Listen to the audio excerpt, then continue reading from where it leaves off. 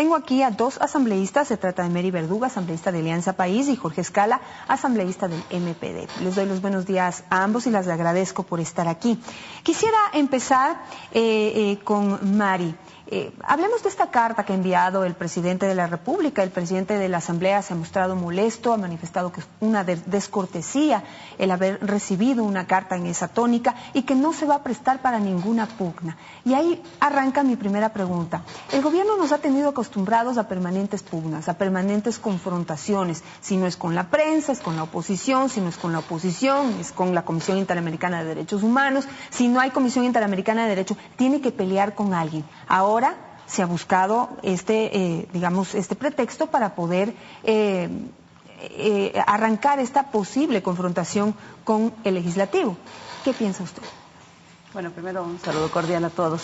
Bueno, yo no creo que haya una pugna en realidad de poderes. Yo creo que es una carta que salió del sentimiento que el presidente tenía en ese momento. De pronto es lo que siente el presidente cuando recibe estos exhortos, que en realidad sí son repetitivos. O sea, tenemos que también hacer un análisis como Asamblea Nacional de qué es lo que también hemos hecho con el tema de los exhortos, que son legítimos desde la Asamblea, porque nosotros tenemos legislación, fiscalización, pero también tenemos representación. Y esta representación muchas veces la ciudadanía nos pide hacer algunas acciones para que las cosas que de pronto no se están dando desde el gobierno nacional se las haga y que la Asamblea haga eco de esto. Pero también hay exhortos y que muchas veces llegan a la presidencia y ya están resueltos. Pero ¿por qué hacerlo a través de una carta? Si es una cosa tan sencilla, si no hay una pugna y si no se busca este escándalo que capta la atención de prensa y ciudadanía, no pueden dialogar, no pueden conversar, es decir, aplicar otros métodos mucho más civilizados para poder atender las peticiones del presidente, que si nos ponemos a analizarlas, en muchas cosas tiene la razón. Sí, así es. Y yo también coincido en que con una llamada y con un diálogo se podía solucionar el tema sin necesidad de una carta. Pero la carta ya está. Y creo que tampoco eso puede parar los destinos de la Asamblea Nacional. Ni tampoco se puede decir que con eso ya se acabaron los diálogos entre el Ejecutivo y el Legislativo. Al revés, yo creo que este es el momento en el que podemos sentarnos en la misma mesa y decir cuáles son los puntos de acuerdo y en qué de pronto, de lado y lado, estamos fallando. No somos perfectos. Estamos construyendo un proceso político para el país. Creo que hemos avanzado mucho, pero no podemos, por una misiva, hacer que las cosas cambien de destino. Entonces, más bien, hay que dialogar. Nosotros aspiramos como Movimiento País en los próximos días tener un diálogo con el compañero presidente para poder conversar de este y varios temas, porque eso es necesario. Asambleísta Escala, ¿ustedes deberían participar de ese diálogo con el compañero presidente, como dice el asambleísta Verduga? Bueno, mire, primero nosotros consideramos que no es un acto de descortés, como califica el presidente Fernando Cordero. Ese es un acto de prepotencia y autoritarismo. Correa con esto expresa o se cree dueño de la Asamblea Nacional, como se siente dueño de algunos jueces corruptos como Paredes o como los que sirven de instrumento para perseguir a luchadores sociales, o se cree dueño como fiscales también cuestionados como los Yavar.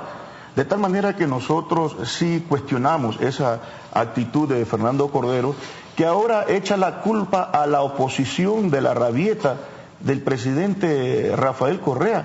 Eso es solo una actitud así de justificar, si se quiere, su sumisión y su cobardía que tiene Fernando Cordero, porque no tiene la hombría de bien para defender la autonomía de esta Asamblea Nacional y para evitar que se deje reprender como a muchacho malcriado el presidente Fernando Cordero, de tal manera que nosotros rechazamos ese tipo de actitud. Asambleísta, y quisiera ir a lo que dice la carta. Por ejemplo, hay algo en lo que el presidente tiene la razón. Dice, quisiera que los asambleístas no tengan tantos asesores y que dejen de viajar tanto. Gastan mucho dinero, ¿qué es lo que hacen en esos viajes? No rinden nunca cuentas. Y eso es una pregunta que siempre nos hacemos, no solamente los periodistas, sino la ciudadanía en general.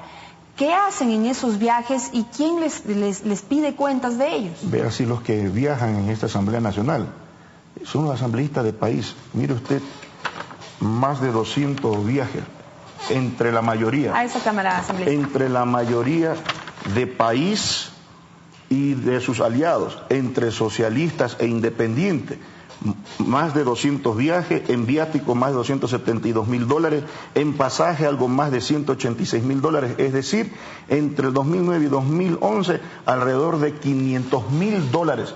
Es un mecanismo que utiliza el presidente Rafael Correa al viejo estilo de la partidocracia para conseguir votos. Se los lleva en su comitiva presidencial, regresan cambiados y a votar a favor de leyes antipopulares en contra de los sectores sociales.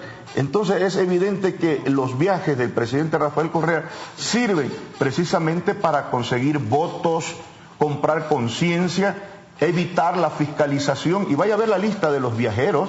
Son precisamente los votos que le hacen falta a Correa para tener 63 voluntades y con eso imponer leyes como la ley de servicio público y otras. Que no trabajan. También es cierto, pues hay una bola de vagos, casi en su mayoría, pues de asambleístas de Alianza País, que no se le conoce su voz, que no tienen iniciativa hasta ahora. Yo quisiera saber cuántos proyectos ha presentado Xesnarda Fernández y cuántos han sido evacuados positivamente en la Asamblea Nacional, porque siempre ella es una de las que al último finalmente determina las votaciones. Sí, no solamente Xesnarda Fernández. Ayer alcancé a ver, por decir, el presidente de la Comisión de Educación, Raúl Abate, yo le tengo denunciado porque es uno de los que cobra sin trabajar. Es la comisión que casi nunca se reúne, existiendo problemas en el sistema educativo. Le tengo denunciado porque cobra sin trabajar, deja caducar los plazos para el tratamiento de la ley, no emite informe. Es evidente entonces que están ahí calentando puestos o aplastando botón. Se chocó 12 Correa con los asambleístas de la izquierda revolucionaria, el MPD y Pachacuti, que sí tenemos propuestas, debatimos, que tenemos iniciativa, de tal manera que eso le llega solo y exclusivamente a los asambleístas de Alianza País y sus aliados. Asambleísta Verduga, de acuerdo al informe que acaba de presentar el asambleísta Escala, la carta está dirigida entonces a los de Alianza País mismo. Son los que más viajan, los que más viáticos gastan y bueno, también un poquito, un baño de verdad, se van muchas veces con el mismo presidente de la República. Al parecer, la carta, en vez de provocar una pugna entre el Ejecutivo y el Legislativo, provoca una pugna entre los mismos asambleístas en la Asamblea Nacional. Es lamentable porque deberíamos más bien asumir una posición conjunta en seguir trabajando por las leyes que todavía nos falta por aprobar. Hay mucho, no podemos buscar excusas. Que si ha habido viajes, sí hay viajes, hay representación y eso no se lo puede negar. Ojalá hubiese hecho el compañero un análisis de los congresos anteriores a los congresos de ahora y que si se llevan a quienes están con el gobierno, por supuesto que sí. Pero la pregunta es hasta dónde el señor va a aceptar ir el gobierno y después pasan a estar con el gobierno. Eso es una acusación grave. Es una acusación grave que tendrá que el compañero darle respuesta a quienes se sienten aludidos en el tema. No nos sentimos nosotros como Alianza País aludidos porque nosotros tenemos una representación, somos compañeros del presidente Rafael Correa, construimos un proceso político, un proyecto político en conjunto. $500,000, $500,000 en viajes, ¿dónde está la rendición de cuentas? La rendición de cuentas está en la Asamblea Nacional y no es que quien ha viajado no tiene que presentar un informe de lo que se hace, porque si entonces tenemos que venir a lo público a decir qué se hizo y qué se dejó de hacer y hasta dónde avanzamos en los procesos, la Asamblea Nacional en este momento tiene una imagen mucho más alta de lo que tuvieron los congresos anteriores y precisamente es por ese trabajo que se viene haciendo en los diferentes sectores, tanto interno como externo del país. A ambos, ¿no? A ambos. La Asamblea puede haber recuperado en algo su imagen, pero sigue estando en los últimos lugares comparado con otras instituciones. Probablemente, porque precisamente son estas actitudes negativas que no permiten avanzar como institución. Pero sin embargo, la institucionalidad de la Asamblea Nacional no se compara para nada con los congresos anteriores. Una última cosa sobre la carta, y quiero pasar al tema del veto total de la Ley Orgánica de la Función Judicial, pero el presidente también hace referencia aquí a algo que hemos cuestionado también desde los medios de comunicación, y es que algunos, o muchas veces todos ustedes, se sientan a calentar el puesto y ni siquiera leen lo que van a aprobar o lo que van a apoyar. ¿Sí? Y se refiere, por ejemplo, a estos escritos, a estos pedidos, como los que hace el asambleísta Tomás Ceballos, en donde se notó que ni siquiera leyeron el del Che Guevara. Todos aprobaron el tema de que condenar que lo mataron estando vivo. Eso causa risa, eso causa vergüenza. Eso lo dice el presidente en su carta y eso lo hemos dicho los medios de comunicación y la ciudadanía en general.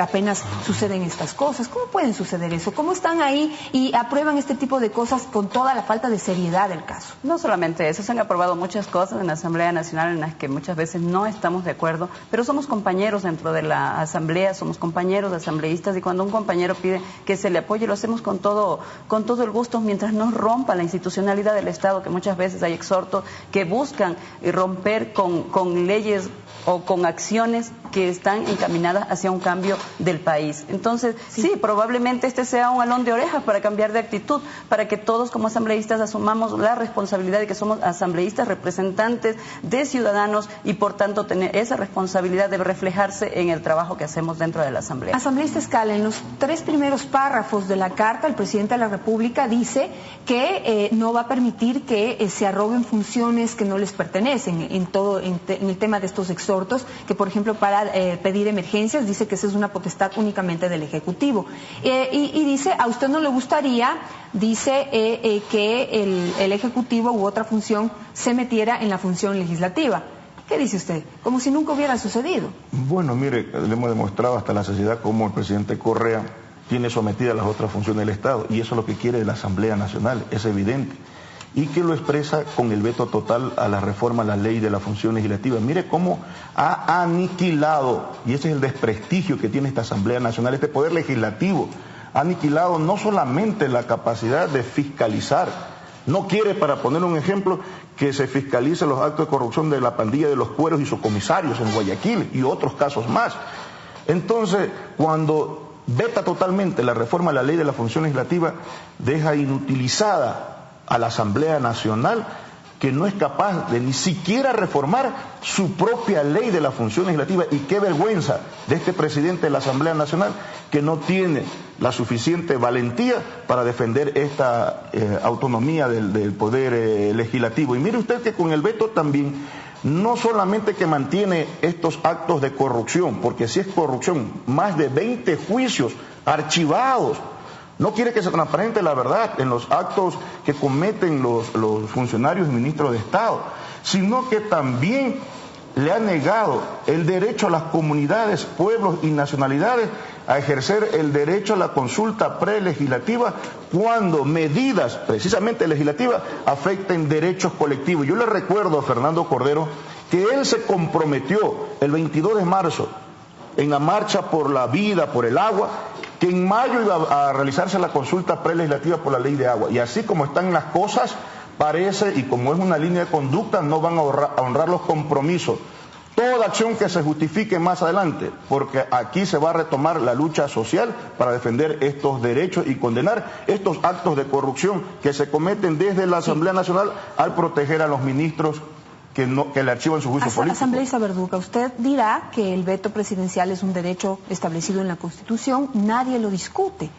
Pero el problema es que lo que estamos viendo es otra cosa, distinta, distorsionada a lo que podría ser o lo que ha sido un veto presidencial. Digamos, la opinión del presidente siempre debe ser importante y debe ser respetada, pero aquí el presidente interfiere y respeta los acuerdos democráticos a los que llega la Asamblea Nacional e impone su voluntad. Es decir, no veta, sino impone y legisla.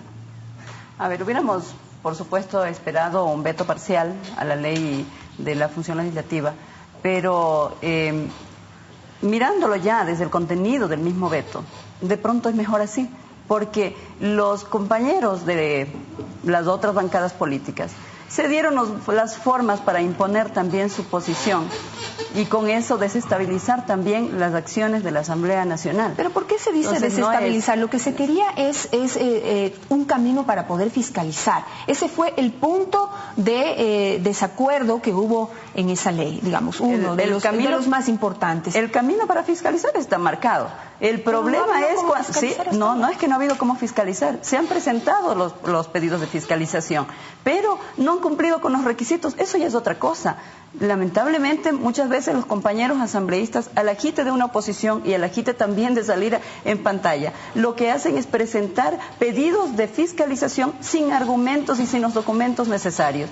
Y muchas veces, como en el último caso, sin que sea necesaria el pedido de fiscalización porque había una investigación de por medio. Entonces, también hay que mirar cuáles son los errores que cometemos como asambleístas. No podemos solamente decir vamos a fiscalizar solamente porque ya le llamamos a la Asamblea Nacional y porque allí en una mesa de fiscalización tiene que decirse es que llamó tal persona y como ya se llamó a la fiscalización, entonces hay que llamarle a juicio político. Querían que el juicio político vaya hacia la misma Asamblea Nacional y que sean ellos todos los asambleístas los que definamos.